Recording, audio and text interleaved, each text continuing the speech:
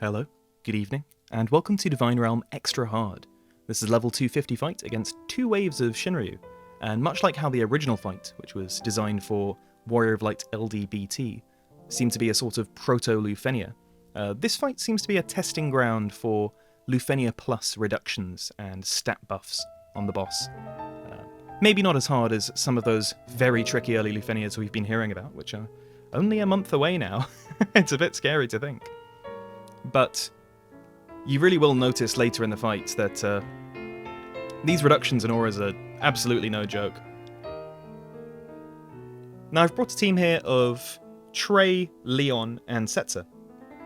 Now Setzer is there to counteract the auras and reductions it puts up, because he's going to make sure that they're at least capping sometimes, which is also helpful later in the fight. We'll come to it for another reason. But he's also very good with off-turn damage dealers, which both Leon and Trey are. For the reason that his fixed dice buff is actually very limited. It only lasts 6 turns, I believe, on party members. And it gets weaker for every turn they have on it, so you want to maximize those turns as much as possible. And one of the best ways to do that is by having off-turn damage. The other nice thing is that Shinryu likes to take a lot of turns. It's quite fast, and its turns tend to be quite scary. So Trey is great for being able to just take random breaks with his arrow shower, especially after it does its threshold attacks. We might see a couple of those. And Leon is also fantastic for his being able to enchant dark. You can see right there on Fulgent Rain, which is its recast and quite a scary attack if you let it do too many bravery hits. The intention, of course, being that you bring Warrior of Light. But Leon can enchant it for dark and absorb it because it's non-elemental, and that's the case for a lot of the attacks in this fight. I think the one to really watch out for in this wave is Tidal Wave, which can break all party members, and if I've got no traps or off-turn damage, he might do a big brave gain afterwards into a Fulgent Rain and absolutely wipe my party. Really don't want that. So you can see he's gone all up now. I've just done Arrow Shower so that if he does do Tidal Wave and he breaks everyone, he didn't break Leon, but now with Fatal Arrow up, which is Trey's EX debuff, which means enemies always get broken, that Arrow Shower itself was able to break him, buy me some extra time, and make sure I wasn't going to get killed by anything nasty. Unfortunately, we're running to the point in this wave that fixed dice is falling off both Trey and Leon, which is a shame. So these last 20% are going to be a little bit of a pain, but I want to retain as much fixed dice as I can for the second wave of the fight, because this team struggles with it a little bit more than perhaps this wave. So I'm holding off as much as I possibly can. It's the same with their traps, of course. At the very least, if I were to apply fixed dice with Dive Bomb now, the buff would carry over into the next wave, but if I were to use their traps at about 20%, firewall and dark erosion respectively, that would really be a waste of those uses, because I'd maybe get 3 hits off. So, fortunately, I don't have to worry about the turn count on this fight. It's 100 turns, and although it's going to take quite a while before we get through this, it won't take 100 turns, I can promise you that. So, sometimes it's better to play DFFOO as less of a sprint and more of a marathon. Although that is very, very infrequent, I will admit. I also did make a slight mistake, because I've actually used this team before for this fight, and it was similarly difficult to do. But I brought Warrior of Light Call, which is almost certainly going to be banned. Warrior of Light counteracts pretty much everything this stage can do, and if you bring the call, that's as good as bringing the character. So I had to substitute him out, for 9, who accomplishes a similar effect, although I used him quite poorly, I will admit. Anyway, here comes Big Daddy Shinryu, and he functions a little bit differently. Now, this Shinryu has different auras that he goes through, of different colours. This yellow one can't knock back or delay, so the red card won't be doing too much. Now the main things I really need to watch out for is at certain thresholds he'll use an attack called Trinity, which is multi-elements, so Leon's going to do nothing about it. He does a ton of Brave Shaving, and then a big AoE attack. If I don't have mitigation up for that, and none of my characters have mitigation to deal with it, then unfortunately that is curtains for me. It's probably worth pointing out that Setzer's freeze doesn't work on Shinryu. Shinryu is immune to HP silence, freeze, and max brave down, so yeah.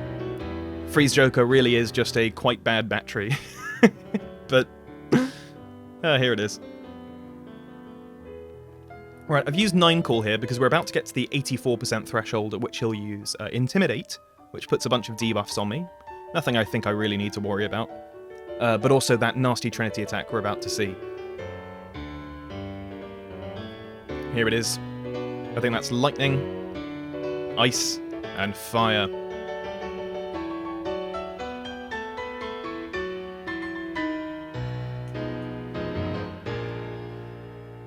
Right, we're about to go into his next aura. I've no idea what Screech of Oblivion does. It does something.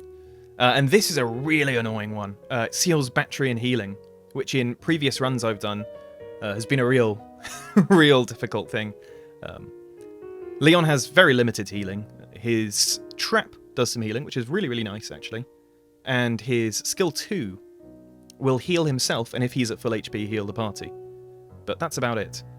Green aura, ooh, what does that do? That heals him, and something else. It's probably bad, but it makes you hit for 1 quite a lot, I've noticed. Big reduction aura. You see, when you bring Setzer, you don't need to worry about the reductions too much. I do need to manage that dive bomb buff, and I'm being very careful not to overuse it. But, you know, you can just hit quite good damage through all these reductions. Oh, it might have been the stat downs that were making me hit for 1, actually, now that I look at it. Who knows? Now, what I didn't plan for is there's another Trinity right here. And I was very fortunate that serendipity allowed for me to still have my shields from 9 still on. That was not calculated. I also have no idea what the next threshold is. I think it's 50%. I don't know if there is another one. It's scary, though, because I don't want to get blindsided by a Trinity. So, Prismatic Flash is usually very nice in this kind of a setup. You've got a guaranteed launch with battery. Prismatic Flash is great at battery. But, unfortunately, he seems to be in his no battery or healing phase, so it was a bit of a waste. Now, a problem I've noticed with Leon, and Sinewave might kill me for saying this, is that his skills are really quite poor. I don't think that's a controversial opinion, but I find every time his turn comes up, every button feels bad. Even his LD feels quite bad. Maybe his EX feels alright, because it's got so many brave hits on it. But, he's not someone you really want to be doing too much on his turn. I do enjoy him all the same. He was a big hero for me early in the game. I remember his EX was on the banner with Dark Knight Cecil, and I used him for that boss rush. It was a lot of fun. He's a great character with his weird niches. But I was really happy with Trey here, actually. His damage is surprisingly good.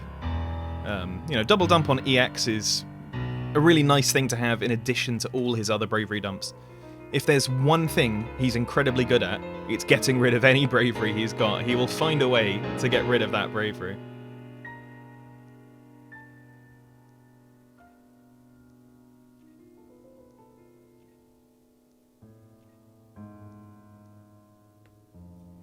Right, it's getting a little bit slower because I've lost Kurasame's buff, so I think now is, yeah, it's the right time to apply the LDCA.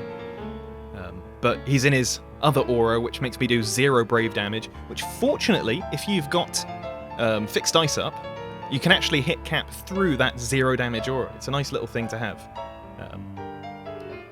Now, the game obviously is trying to sell a specific character with this event. Warrior of Light's not on a banner.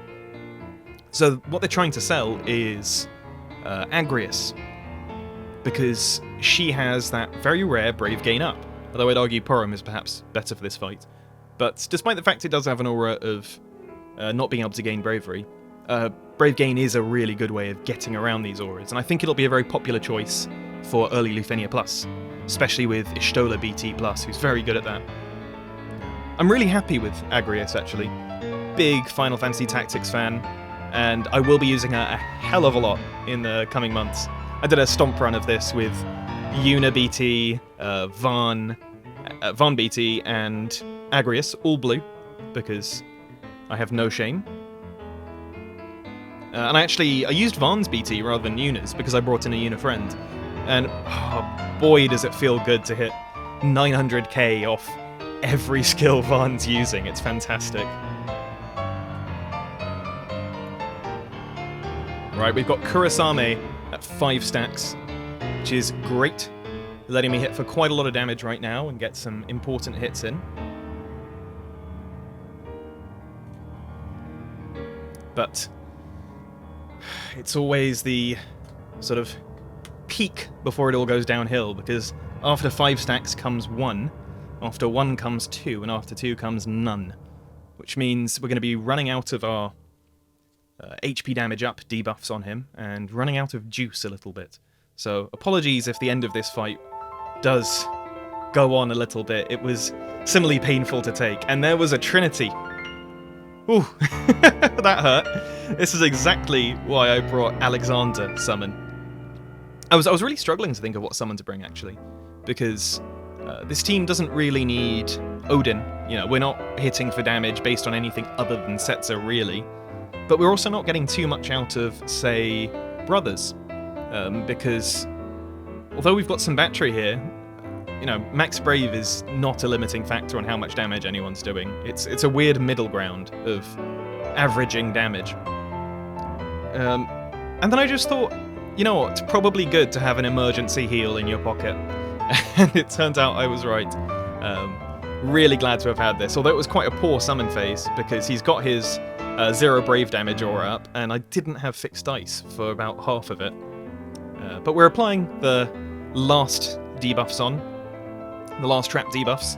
A little bit of time left in the fight, but nothing too much. Unfortunately, that recast, it doesn't seem to do all that much. Maybe that's a scarier mechanic with a different team. Potentially Leon is very good at mitigating it. But the bravery hits over the course of the next few turns are going to start to get weaker and weaker, and it's going to get more and more painful to watch. As annoying as it was to try and muscle through this fight with this team, I did have quite a lot of fun, I must say, and I'm really, really proud of how this turned out. I don't think I'll go in for another extreme for this, though. Although it's not too tricky, and there really are a lot of avenues to play around with this.